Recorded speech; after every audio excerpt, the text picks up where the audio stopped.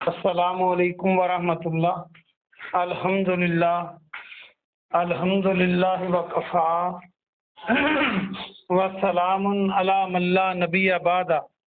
اللہ مہربان کے فضل و کرم سے ہمارا آج کا سبق سورہ البقرہ کی آیت نمبر 120 ہوگا۔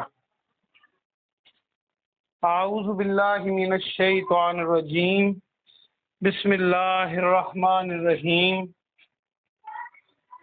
فی الدنیا والآخرہ، فی کے معنی میں، الدنیا دنیا، والآخرہ اور آخرت، دنیا اور آخرت میں، وَيَسْأَلُونَكَ اور وہ آپ سے سوال کرتے ہیں، واو اور یا وہ سآلہ سوال کرنا اور کا کے معنی آپ سے،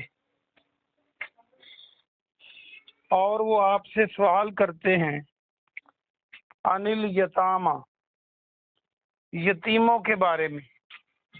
یتیم ہم اردو میں بھی یہ لفظ استعمال کرتے ہیں یتیم کا۔ قل آپ فرما دیں، اصلاح لہم، اصلاح بھلائی کرنا، لہم ان کے لیے، خیر بہتر ہے، بھلائی کرنا ان کے لیے، بھلائی کرنا بہتر ہے۔ وَإِنْ اور اگر،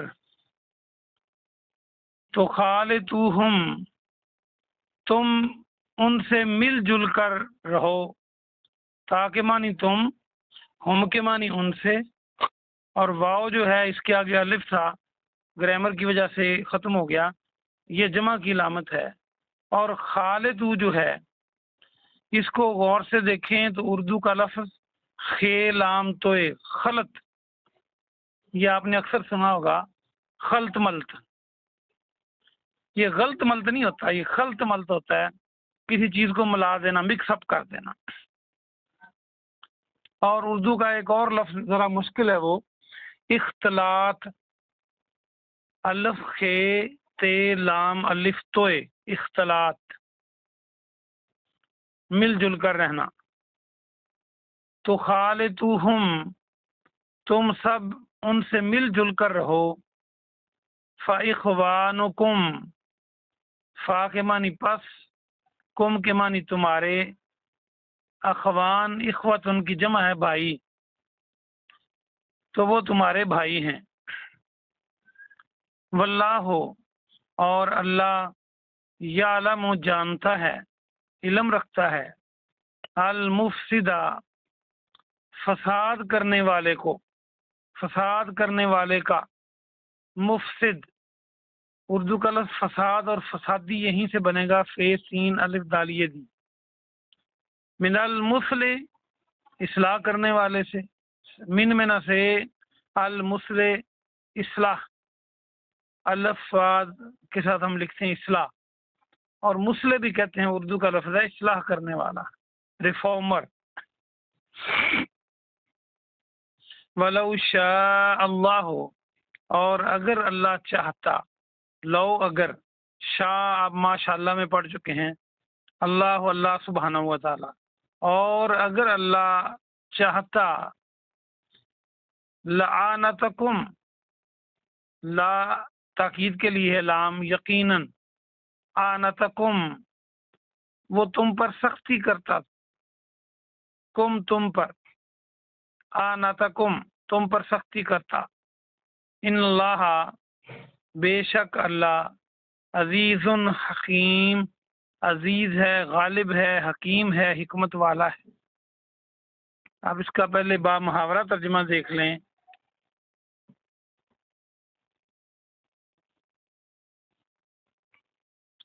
فی دنیا والآخرہ، دنیا اور آخرت میں، وَيَسْأَلُونَكَ اور وہ سب آپ سے یتیموں کے بارے میں سوال کرتے ہیں، آپ کہہ دیں ان کے لیے بھلائی کرنا بہتر ہے، اور اگر تم ان سے مل جل کر رہو تو وہ تمہارے بھائی ہیں۔ اللہ جانتا ہے کون بگاڑ کرنے والا ہے اور کون اصلاح کرنے والا ہے۔ اللہ اصلاح کرنے والے کو جانتا ہے اور بگاڑ والے کو جانتا ہے، اور اگر اللہ چاہتا تو یقیناً تم پر سختی کر سکتا تھا۔ بے شک اللہ غالب حکمت والا ہے۔ بہت آسان سبق ہے۔ اس میں چونکہ آیت نمبر 219 اور 220 کے درمیان لا کی علامت ہے، تو فی دنیا والآخرہ اس کا ترجمہ 219 کے ساتھ بھی کیا جا سکتا ہے کہ دنیا اور آخرت میں، اور اس کو 220 میں رکھا گیا ہے۔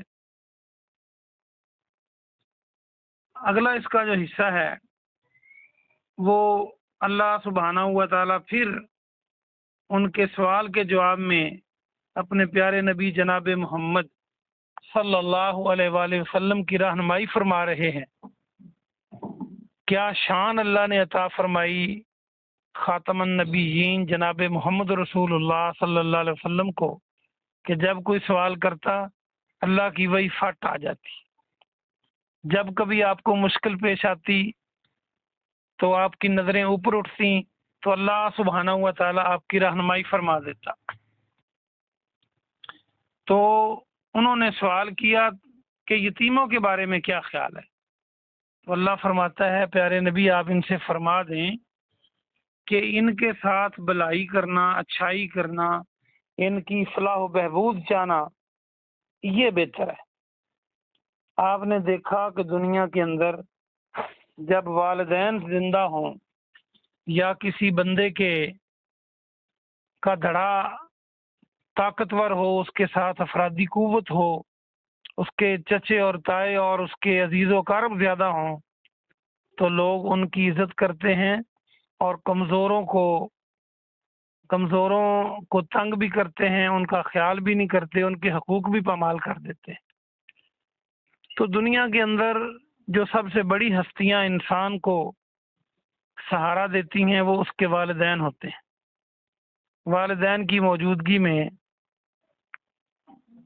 انسان کی بڑی پروٹیکشن ہوتی ہے، اور یتیم اس کو کہتے ہیں، اس نابالغ مرد یا عورت کو جس کے والدین فوت ہو چکے ہوں، یا پھر وہ بندہ، وہ مرد اور عورت جو اپنے پاؤں پہ کھڑا نہیں ہوا اور اس کے والدین فوت ہو گئے، تو اسے یتیم کہیں گے۔ جو اپنا گھر چلا رہا ہے، خود مختار ہے، بیوی بچے ہیں اس کے بھی ابو اور امی فوت ہو جاتے ہیں، ہمارے جیسے میرے ابو امی فوت ہوئے ہیں، تو گھر کے سربراہ کو یتیم نہیں کہتے۔ وہ ایک خود مختار اپنے گھر کو چلا رہا ہے، اور وہ یتیم وہ ہیں جو ابھی زیر کفالت ہوں یا انڈیپینڈنٹ نہ ہوں۔ تو بہرحال یتیم کو آپ بہتر جانتے ہیں سارے۔ تو یتیم کا مال اور یتیم کے حقوق سلب کرنے بنسبت دوسرے لوگوں کے آسان ہوتے ہیں، تو ظالم لوگ یہ کام کرتے ہیں مختلف طریقوں سے۔ وہ اپنے بھتیجے اور بھتیجیوں اور اپنے قریبی بھانجیوں اور بھانجوں کے حقوق کھا جاتے ہیں چونکہ ان کے والدین نہیں ہوتے۔ تو اللہ سبحانہ و تعالیٰ نے یتیموں کا بے حد خیال رکھا ہے۔ ویسے تو اللہ نے پوری مخلوقات کا خیال رکھا ہے، چونکہ اسلام ایک فطری مذہب ہے، عین فطرت کے مطابق ہے۔ تو یتیموں کے بارے میں چونکہ یہ انسان ہوتے ہیں اور انسانوں کو اللہ پاک نے بڑا اشرف بنایا ہے، اس لیے ان کا بہت خیال رکھا ہے۔ اور پیارے نبی جناب محمد صلی اللہ علیہ وآلہ وسلم کو خود یتیم پیدا کیا۔ آپ کے باپ آپ کے دنیا میں آنے سے پہلے ہی فوت ہو چکے تھے، والد ماجد کا سایہ سر سے اٹھ چکا تھا۔ پھر انتہائی بچپن میں 6 سال کی عمر میں والدہ ماجدہ کا بھی سایہ اٹھ گیا، تو آپ یتیم، آپ کی پرورش کی گئی۔ تو اللہ سبحانہ و تعالیٰ نے، میں یہ کئی بار سوچتا ہوں کہ اللہ پاک نے، ویسے تو انسان کو تو وہ حکمت جو سمجھ آئے گی اسی کی بات کرے گا، پتہ نہیں اس میں اور کتنی ہزاروں حکمتیں ہوں، کہ اللہ سبحانہ و تعالیٰ نے اپنے آخری نبی کو بہت پیدائش سے پہلے باپ کے سائے سے محروم کر دیا، اور انتہائی بچپن میں والدہ کا سایہ بھی سر سے اٹھ گیا۔ تو ایسا لگتا ہے جیسے اللہ سبحانہ و تعالیٰ نے اپنے نبی کی تربیت میں یہ بات رکھی تھی کہ بچپن سے لے کر مشکلات برداشت کریں، اور ایسی مشکلات میں بھی ان کی روٹین جب مشکل آئے تو یہ بنے کہ وہ اللہ کو پکاریں، مجھے پکاریں، والدین تک کی طرف بھی ان کی نظر نہ جائے۔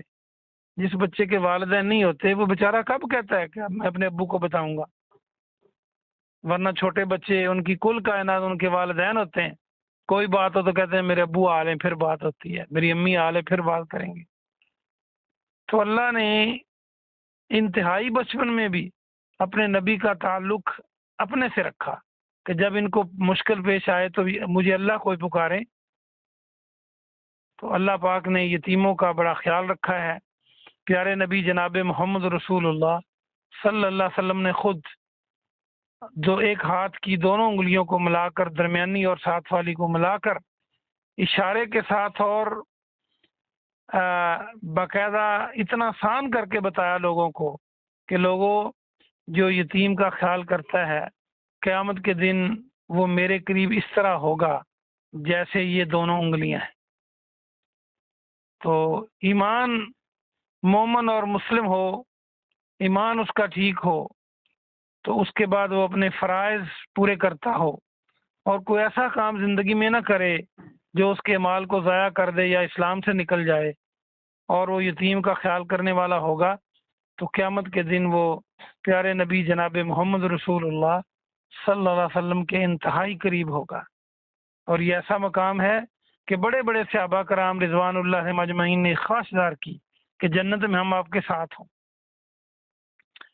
تو یتیموں کا خیال کرنا، ان کے مال کا خیال کرنا، ان کی عزت کا خیال کرنا، ان کی بھلائی چاہنا، یہ عین اسلام ہے۔ ہم نے جہاں تک ہمارا بس چلے آج کے بعد اسپیشلی ہم نے توجہ دینی ہے یتیموں پر، چونکہ یہ اللہ کا حکم ہے، اور کسی کو یتیم کرتا ہے تو اللہ کرتا ہے، کسی کے والدین زندہ ہیں تو اللہ کی مہربانی ہے۔ تو یہ معاشرے میں جو کمزور طبقہ ہے، بچوں کو پتہ بھی نہیں ہوتا، بعض اوقات چچے اور تائے ان کا مال ہڑپ کر جاتے ہیں، تو ان کے مال کا بھی خیال کرنا ہے، ان کی عزت اور آبرو اور ان کی پرورش کا بھی خیال کرنا ہے۔ تو جب ایسی بات یہ قرآن میں نازل ہوئی تو صحابہ کرام اس قدر محتاط ہو گئے کہ وہ یتیموں کے مال کو ہاتھ لگانے سے بھی گریز کرتے تھے، ڈرتے تھے کہ کہیں ہم اس وعید میں نہ آ جائیں۔ تو پھر اللہ نے اگلے حصے میں فرمایا کہ اگر تم مل جل کر رہو، یعنی ان کے مال کو اپنے مال میں شامل کر لو بھلائی کے لیے، تو پھر وہ تمہارے بھائی ہیں، اور اللہ خوب جانتا ہے کہ فسادی کون ہے اور اصلاح کرنے والا کون ہے۔ تو یتیموں کے مال کو اپنے مال کے اندر ڈال کر اگر فائدے کے لیے کوئی چچا تایا کرتا ہے تو وہ بالکل درست ہے، یا کسی یتیم کے مال کی وہ کوئی تجارت کر لیتا ہے یا کچھ اور کرتا ہے، لیکن کرتا اصلاح کے لیے ہے، ان کے فائدے کے لیے، تو یہ بالکل درست ہے۔ اور اللہ چاہتا تو تم پر اس سے زیادہ سختی کر سکتا تھا۔ اللہ غالب اور حکیم ہے، اللہ کو اور حکم دے دیتا جس میں انسان سختی محسوس کرتے۔ میں مثال دیتا ہوں، اللہ یہی کہہ دیتا کہ جس بچے کا والد فوت ہو جائے تو بھائی جو ہیں وہ اپنا اتنا حصہ بھی اس بچے کو دیں، اپنے بھتیجے کو۔ تو جو لوگ آج کل کھا جاتے ہیں تو پھر وہ کیسے کرتے؟ وہ سختی محسوس کرتے۔ ایک اور بڑی اہم بات ہے، یتیموں کے جو مال ہیں، یتیموں کے جو حقوق ہیں، یتیموں کا جو پراپرٹی ہے، کئی لوگ سو ڈیلے کرتے رہتے ہیں کہ وہ بیچارہ پوچھتا نہیں، بچہ ہوتا ہے یا اس کی ماں جو ہوتی ہے وہ اس پوزیشن میں نہیں ہوتی کہ اپنے خاوند کے بھائیوں سے بات کرے یا وہ بات منوا لے، تو وہ خاموشی اختیار کر لیتے ہیں۔ یہ بہت بڑا گناہ ہے۔ جیسے وہ اپنے بچوں کا خیال کرتے ہیں، ان کو چاہیے کہ ان کے مال کو، ان کی پراپرٹی کو ان تک پہنچائیں اگر وہ چاہتے ہیں۔ اگر وہ چاہتے ہیں کہ چلیں کوئی کاروبار کیا ہے ہمیں فائدہ ہو رہا ہے تو وہ الگ بات ہے، لیکن ان کی مجبوری سے اور ان کی پوزیشن، کمزور پوزیشن سے فائدہ نہ اٹھایا جائے۔ اللہ پاک سے دعا ہے کہ اللہ پاک آپ کو اور مجھے عمل کی توفیق عطا فرمائے۔ سبحان ربک رب العزت عما یصفون والسلام علی المرسلین والحمد للہ رب العالمین۔